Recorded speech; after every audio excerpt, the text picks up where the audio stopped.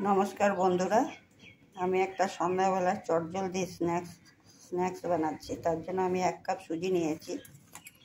এর মধ্যে পেঁয়াজ কুচনো নিলাম, লঙ্কা কুচনো নিলাম, ধনেপাতা কুচনো নিলাম,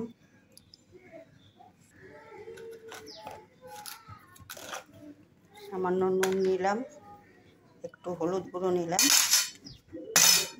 আর 2টো ডিম ফাটিয়ে নিচ্ছি।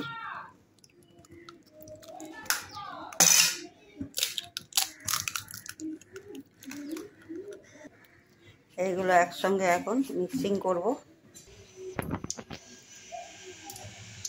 মাখার পরে এরকম হয়েছে, এগুলো আমি এখন তেলে দিব। কড়াতে তেল দিয়ে দিয়েছি।